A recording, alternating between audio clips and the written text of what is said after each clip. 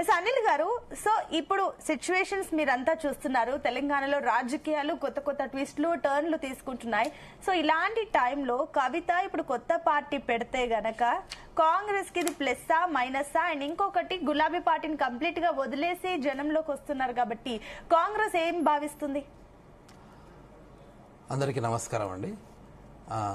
ముందుగా ఇప్పుడు కవిత గారు కొత్త పార్టీ పెట్టడం అనే విషయం పట్ల ప్రజలకు ఎంత అవసరం ఉన్నదో, రాజకీయ వ్యవస్థకి ఎంత అవసరం ఉన్నదో తెలియదు. కానీ ఇప్పుడు వారికి చాలా అవసరం ఉన్నట్టు వారు భావించి ఆ పార్టీ పెట్టుకుంటారు తప్ప కానీ ప్రజలకు కానీ రాజకీయ వ్యవస్థకు కానీ తెలంగాణ రాజకీయ వ్యవస్థకు కానీ దీంతో పెద్ద ప్రయోజనం ఉంటుందని నేనైతే అనుకోవట్లేదు. ఎందుకంటే ఒక కొత్త పార్టీ పుట్టడం అనేది ఎప్పుడైనా ఒక సైద్ధాంతిక భావజాలంతో పుట్టాలి.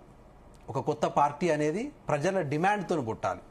లేకపోతే ఆ రోజు ఆ రాష్ట్రంలో లేదా ఆ దేశంలో ఉన్నటువంటి రాజకీయ పరిస్థితులకు అనుగుణంగా ఒక కొత్త వాదాన్ని తీసుకొని రావడం వల్ల పార్టీ పుడితే మనుగడ సాగిస్తుంది తప్ప కానీ ఇప్పుడు కవిత గారు కవిత గారు చేపట్టేటువంటి కొత్త పార్టీ అయితేంది, అది ఏమైతేంది కానీ దానితోని ప్రజలకు పెద్ద ప్రయోజనం ఉంటుందా ఉండదా అనేది ఒక భాగం అయితే, అసలు కల్వకుంట్ల కవిత గారి యొక్క రాజకీయ ప్రస్థానం ఏంటిది? బీఆర్ఎస్లో వాళ్ళు జాగృతి అని ఒక సపరేట్ వింగ్ వాళ్ళు ఒకరు పెట్టుకొని ఆ జాగృతి అనే విషయాన్ని కూడా ఎందుకు పెట్టిళ్ళు? అప్పుడున్న బీఆర్ఎస్ పార్టీ కేవలం జాగృతి అనేది తెలంగాణలో ఉన్నటువంటి ఒక బతుకమ్మ పండుగను ఓన్ చేసుకొని మహిళలకు, కల్వకుంట్ల కవిత గారు తెలంగాణ మహిళలకు ఒక బ్రాండ్ అంబాసిడర్గా లేదా బతుకమ్మను ఒక బ్రాండ్ అంబాసిడర్గా రిఫ్లెక్షన్ చేసుకునే ప్రయత్నంలో జాగృతి అనేది ఒక పుట్టుకొచ్చి దాన్ని దేశంలో కానీ ఇక్కడ అక్కడ అదేవిధంగా ప్రభుత్వం నుండి అది ఎక్కడ దాకా పోయింది, ప్రభుత్వం నుంచి చేసేటటువంటి బతుకమ్మ పండుగకు అధికారికంగా నిధులు జాగృతికి టర్న్ చేసేవాళ్ళు. అటువంటి నేపథ్యంలో వచ్చినటువంటి జాగృతి వ్యవస్థ దాని తర్వాత ఎప్పుడైతే వీళ్ళ కుటుంబాల మధ్యలో వచ్చిందో అదే జాగృతి నుంచి ఆమె ఎగ్జిస్టెన్స్ అయ్యి మళ్ళీ కొత్త రాజకీయ పార్టీగా రావాలనుకుంటుందని ఊహాగానాలు. కానీ ఈ యొక్క జాగృతి అయినా సరే కవిత గారితోనైనా సరే తెలంగాణ రాష్ట్ర ప్రజలకు పెద్ద వచ్చేది ఏం లేదు.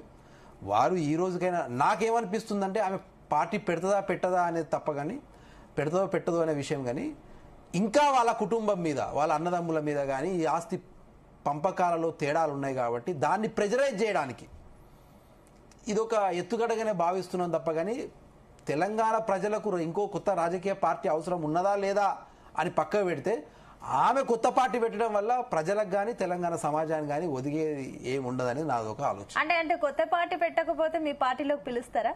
లేదు, మా పార్టీకి ఇప్పుడు మా పార్టీలోకి మేము పిలవలేదు, ఆమె వస్తా అనలేదు, మేము పిలవలేదు. ఈ రోజు వరకు కూడా వస్తా అంటే వద్దన్నారా? వస్తా అంటే వద్దనం అనేది అధిష్టానం నిర్ణయించుకుంటుంది, పార్టీ డిసైడ్ చేస్తుంది. ఇప్పుడు ఒక వ్యక్తిని పార్టీలోకి తీసుకోవాలంటే వాళ్ళు ఏ అవసరాలతో వస్తున్నారు, నిజంగా మా భావజాలానికి ఆకర్షించే వస్తు చాలా మంది రోజుకి ఎందరో జాయిన్ అవుతుంటారు, అదొక భాగం. కానీ ఆమె అవునన్నా కాదన్నా ఈ తెలంగాణ రాష్ట్రంలో ఎంతో కొంత రాజకీయ వ్యవస్థలో ఉన్న వ్యక్తి కాబట్టి అటువంటి వారు వచ్చినప్పుడు కంపల్సరీ పార్టీ వెనుక ముందు ఆలోచించి పార్టీకి నష్టం జరుగుతుందా పార్టీకి లాభం జరుగుతుందా అనే విషయం కాదు, ఆమెకు నష్టం జరుగుతుందా ఆమె కాదు, తెలంగాణ ప్రజలకు ఆమె ద్వారా ఏమైనా లాభం నష్టం ఉన్నదంటే ఈ రోజు వరకు చూసినా కూడా ఆమెతోని పెద్ద లాభం కానీ తెలంగాణ ప్రజలకు కానీ తెలంగాణ రాజకీయ వ్యవస్థకు కానీ ఏం లేదు. అటువంటి నిర్ణయం పట్ల కాంగ్రెస్ పార్టీ పెద్దగా సీరియస్ గా, అంటే ఆమె రాజకీయ కాంగ్రెస్ పార్టీ అరంగేట్రాన్ని కాంగ్రెస్ పార్టీ అంత సీరియస్ గా ఆలోచిస్తుందని నేనైతే అనుకోను.